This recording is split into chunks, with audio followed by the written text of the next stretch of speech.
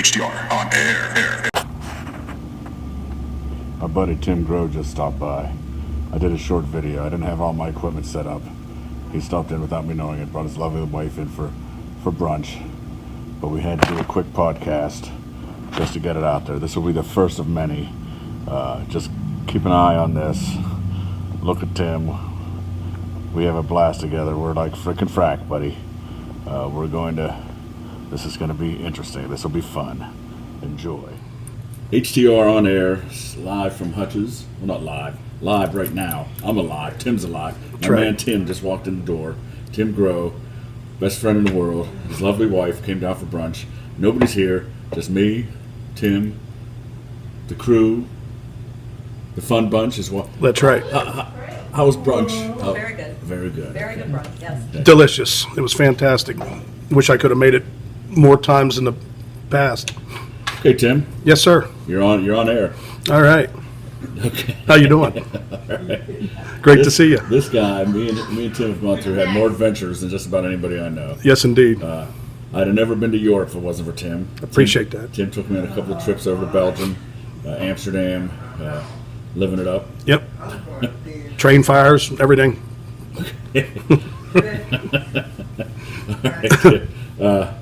Well, how about we're going to sit here and reminisce a little bit. This is off the cuff. We didn't. Yeah. I usually like to get some talking points, something written down, something I can kind of have an itinerary to follow here. We're going right off of the out of nowhere here. So, Tim, tell me about your job a little bit, buddy. Well, I worked for Westinghouse. Been there this past March 18th was 32 years. I'm a software robotics technician. I go out as a technical advisor on a software we use to do the inspections of the power plants. We work at nuclear plants all over the world. Westinghouse has given me the opportunity to go to Europe and Asia and South America, and it introduced me to my favorite place in the whole world, as you know, Belgium. And basically, that's it. We service nuclear power plants all over the world, and hopefully I can do it for another 5 years and retire. That would be my ultimate goal. Can't fault you for wanting to retire. No, How old are you now, Tim? 53. I need to go to 58. Will I retire? I may retire, but I may go part-time, so. Yeah, I'm 55, looking at 56. So, but I don't see any retirement coming soon. I mean, what, you get used to a certain whatever, and then you're on retirement funds, and all of a sudden you're like, this is great until you see something you really like, you want to buy, you say, oh, maybe I better go back to work part-time, So that, who knows, that may be the situation. Right. But I like to take my trips. Me and the wife's going to Belgium for 10 days in June, and you got to have money to do, you got to make a certain amount of money to do that. So, Well, speaking of the Belgium, Tim's a connoisseur of beer. He and I. Well, I was with him the very first time we went to the Culminator, which is a world-class beer Bar. stock bar. Yeah. They have probably the best in the world. it does. Now, Tim knows his beers. He introduced me to a lot of beers. He brings beers over, has beers brought in. The man is a connoisseur of Belgian beers. When Tim goes over to Belgium, I'm going to set up where we're going to do a FaceTime and have he'll be my foreign correspondent. What was that name of that place that had the carpeting all over the salt? The Marmite. The Marmite. The Marmite. It's still there, believe it or not. All these years, it's still there. Been there 30 years. That place, it was like the entire place. It was like being inside of a yard or something. It was all like it was carpet, but it felt like grass. It's terrible. It was gross. They were dirty, but it had that thing, that Belgian thing, like the yellow ceilings and the yellow walls from all the smoke. You hated it here, but it was almost like part of the effect over there, There was a place it's not there now, and thank goodness we went there. People now talk about Nazis in America, right? Yeah. There's a place. It was right up from Molly McDougal's. Molly Blooms. Molly Blooms. And we walk in there, and we see this graffiti painted on the outside of this bar, and we walk past it. Like, what is that place? So we walk down to this Irish bar, and it's just down the street. And I'm like, what's that place up there with all that like graffiti and swastikas and everything painted on it? Oh, that's the fascist bar. You Don't go there. Don't go there. And I look at Tim. I'm like, We got to go there. I'm like, buddy, We're going. we're going. We're next. going We're there. going to check out the fascist bar. And we did, and it was quite the experience because we thought it was just a bunch of crap, but they were on a different plane of. Yeah, they were. We walked in there, and we had another fellow with us, Pizza Face. Yep.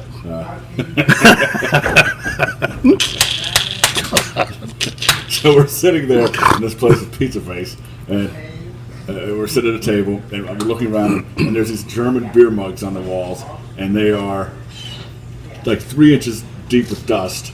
You look on the there's like pictures of Panzer divisions and Hitler Youth and All kinds of stuff. and like authentic stuff right from World War II, all over the walls, and we're looking at the people. We're looking at the people sitting at the bar, and I'm like, I'm gonna go buy them. Well, first I told Al, I said, I think we ought to get out of here. I said, I don't think we should really. And Al's like, no, I'm buying everybody a beer. Well, once he did that, we had friends for life. Yeah, I walk over to the bar, and I'm like, I like to get everybody a drink. And the bartender looks at me like, beer, they're speaking German, like speaking in Deutsch, and I'm like, Drink, everyone. everybody. Die! Just ring this bell. I thought it was a I looked at damn air raid. I looked at my buddy. I looked at my buddy. I said, "We're in trouble now," and it was funny as hell. But I mean, what's cool about Belgium is they like you have outdoor urinals during concerts. Like, and I don't mean where you walk in a door. It's I call it a pee tree, all right? Because there was no partitions. You just went up and peed in front of 10,000 people. It was unbelievable. Not that that's the best thing in the world, but it's just they have a whole different view of modesty over there. Well, I Trust got me. a couple of stories about taking a leak in Belgium. One was at this at one of these concerts. Tim was calling it the pee tree. I called it the piss carousel because you walked up and there was like this big round dome and it had like these indentures. I don't know if anyone remembers the Comet Drive, and they used to have that carousel where you'd stand on it and be like spinning around. Yep. And that's what it looked like to Yep. me. Yes, it did. And I'm standing there, and there's like it's right on the middle of this concert, and I'm looking over, and I'm looking at there's cops over there with full body armor, assault rifles, and they're it says polite instead of police. It says polite, and the guy's smoking a joint. And I'm like, well, this isn't America. So I'm like, okay. And then me and Tim and Pizza Face, we were all gonna meet. We kind of separated here and there, and we'd catch up with each other. And I walk over to the carousel, and I'm like looking around, like, I guess this is where you pee, right? It's it. That's So it. I walk up and I'm standing there, and this beautiful, probably early 20-year-old girl comes up beside me, smiles at me. I'm standing there like, she stands there next to me, and she had shorts on. She dropped her shorts down. She's like nude from the waist down, and she's standing there taking a leak into this thing. And I'm like, Yeah, she backed into it. yeah, I'm not in Kansas anymore. Well, how about the 100 beer bar place? It's called Patter's Vache, but it's co-ed bathroom, and it's just that little small. You've got to wedge your way in there. That was my next story. Oh, I'm sorry. Go ahead. No. But yeah. That's good. We go in there, and I'm waiting to go to the bathroom. And I think Tim knew because he's sitting there like, I did know. He's I laughing. did know, and I'm thinking to myself, here we go. I'm standing there waiting to go. And I can't open the door. And the door opens up, and it's just like, say, one bathroom. Like, I guess, trend-setting transgender bathrooms. Yeah. So I'm sitting there, and the door opens, and this like 90-year-old woman comes out, and it smelled like a 90-year-old woman that just came out of there, and I was like, whoa, I walked over to say a hole in the ground. I don't have to go that bad. I'm good. I'll wait till I get over to the pea tree. That'll be better. but we had we had a fantastic time. Every time I go over, I've been with friends, I've been with my family, I've been with my wife, I've been with coworkers, and it's always a good time. I mean, it's not for everybody, I guess, but if you love beer and you love culture, I recommend Antwerp, Belgium, or any place in Belgium over any other place. It covers everything. It covers German stuff, French stuff, any kind of stuff you want. Belgium has it, and people are really nice people, and they speak good English, which is important. Because I may go over a lot, but I can't. I'm dumb. I can't speak anything but English. I'm not very good at it. So. You know, me and my brother went over the second time with my brother Rick, and we were fortunate to be there when it was the change of millennium. And it was the changeover for the euro from the Belgian franc to the euro. To the euro and everything. But we were there at the start of a new century. Yep.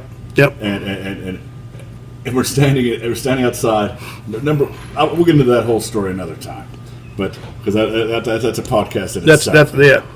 But we're standing outside of the old town, and there's nobody around, and we're standing, and the clock strikes 12, and all of a sudden the bar's open, and probably 1 million people come out in the middle, and there's cooks and chefs with bottles of champagne they probably just stole out of the kitchen, and they're running around handing to everybody, and we're just drinking. It was like unbelievable. Moment of like absolutely nothing, and then the bell tolls, and then They there's all chaos. Come out. Yep. Because we thought we were done. Everything was closed. We didn't know the rules, and like Albie said, they opened up the bars right before, and they had the biggest firework display you can imagine. People you don't even know they're passing you champagne, good champagne too, not crap, and we're guzzling it out of the bottle, and we bar hopped till 7:30 in the morning. We were singing karaoke. Well, Albie was singing karaoke. I'll put that up another time. Yeah, he was singing karaoke at a karaoke bar owned by Russian mafia, and he was singing Super Freaky. Yeah. And this was 6 in the morning. It was 6 in the morning. And when we went to bed at 7:30, 8 o'clock, and it was still cranking. Yeah. I mean, this place was, it's unreal. It's so much fun. So much fun. Well, I'll just give you a short taste of the cat karaoke thing. That way, whenever we do the podcast, the whole Belgian experience, we could talk about this. Sure. This will get you interested. I walk in this place, and I won't even talk about the music or anything, 'cause that's one. But me and Tim, my brother, walk in, and we're drunk, and the place is packed. And I'm wearing this big. Was I wearing a coat that night, like a big coat or something? I think you were. It's hard to remember. Because I'm trying to think. Anyway, It was cold. So. I'm the first guy in the door, right? And the place is packed. It's a Japanese karaoke bar, and there's this, the place is packed to the gills, and it has the music and the lights going, and I walk in, and this big Russian dude, like Dolph Lundgren looking guy, stands up. He has no shirt on. He stands on a bar stool, and he has a crown on his head, and he points at me and goes, You effed my girlfriend. He's like, what? I'm like, huh? I look at Tim, and Tim's like, I don't know. That might be go time. It might be go time. I think we're in trouble. And I'm like, excuse me?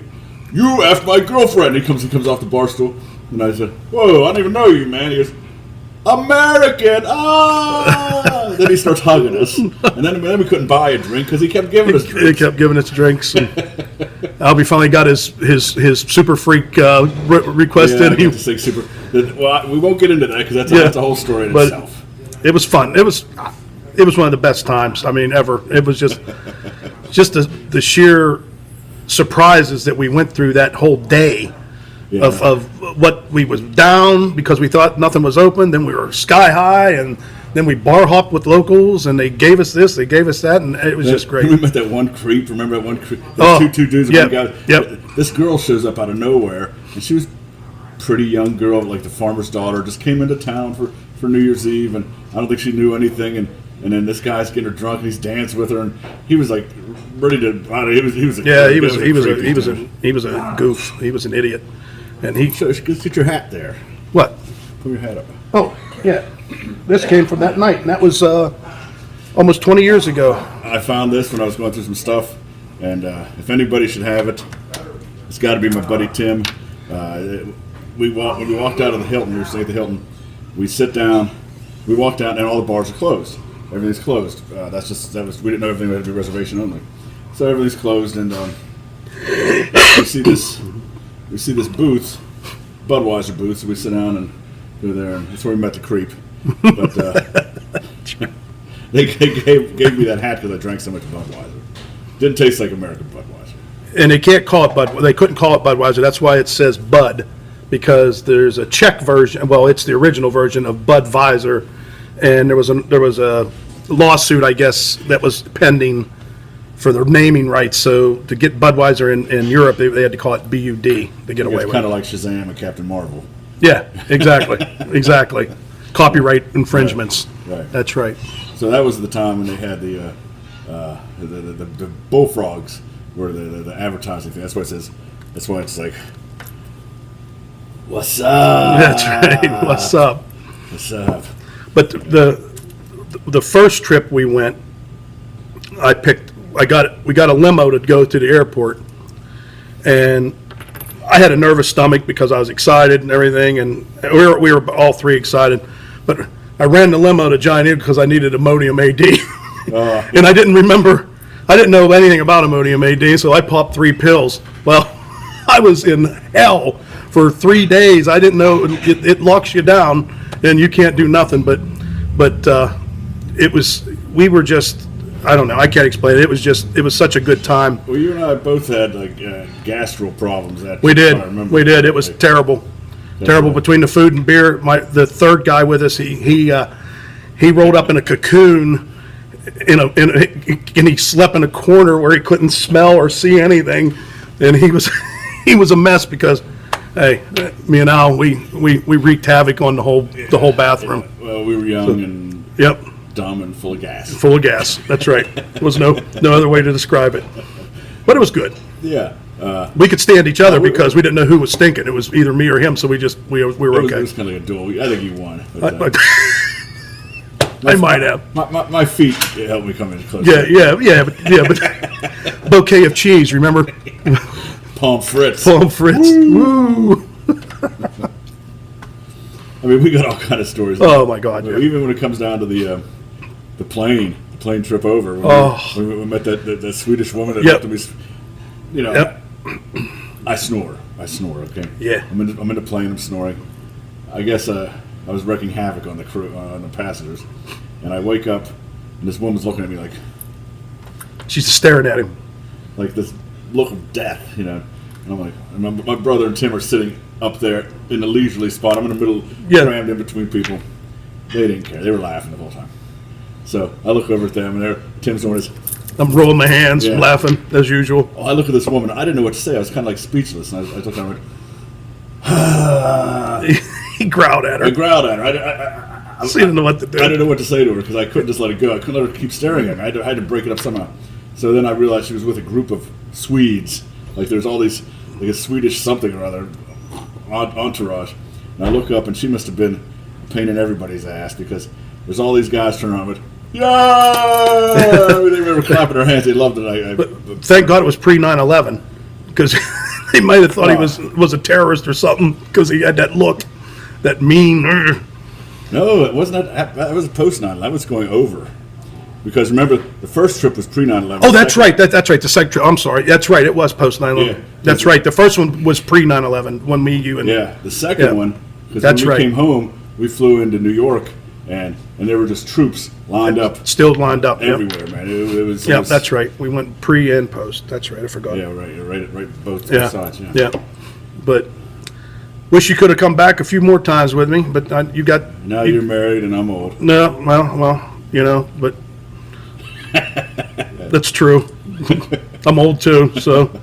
But it was good times. I mean, I always said if I ever hit the lottery big, I would actually buy my own. I'd go over there and buy one of the bars and maybe have it shipped over brick by brick and rebuilt over here. I love it that much over there. Well, we're going to talk about the culminator and some of our exploits, and I Yep. want Tim to tell more about his trip and the different Yep. foods. And when he's over there, we'll have a special treat. He can call in and Yep. and Show some stuff. Yeah, this will be fun. This Yep. is just the start. It's just a little reminiscing. I So, got you but, on the camera now, so say hi, Tim. hi guys. Okay. But I appreciate everything, Al, and I'm glad I got to see you. I'm getting ready to go out of town again next weekend, down to Tennessee, so I was able to stop in and reminisce a little bit, which I always do. I was showing my wife the some of the old bottles from the early 90s I brought back, and the glasses and stuff, and the bottles are so much different now. Yeah. And, the labels and everything. It's just cool that you kept them. Yeah, everything's commercialized now. Yeah, it is. It's there's only a couple. We'll go into that, but there's only a couple beers that they still make that don't go anywhere. The Trappist beers. Right. Now they have microbrews just like we do, that stay over there. But the regular Trappist beers, there's only one left that doesn't ship overseas.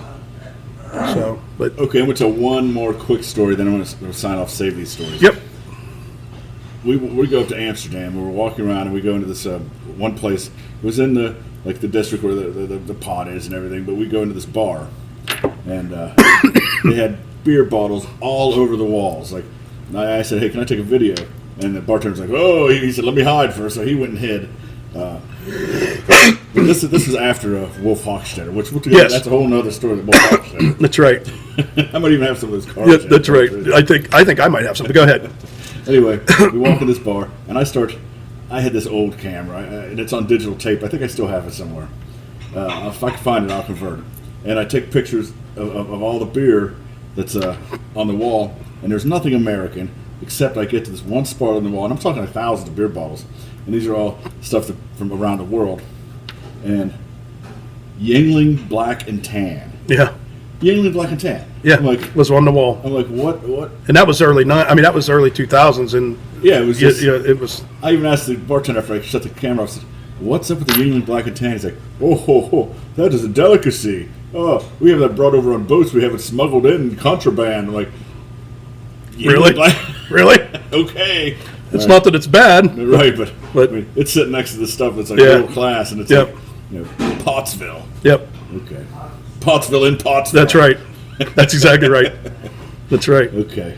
All right. Signing off. I'm going to edit this up a little bit. Sure. Hope you guys enjoy it. My man Tim, I'm going to Take it easy, everybody. peace out, brother. Peace out.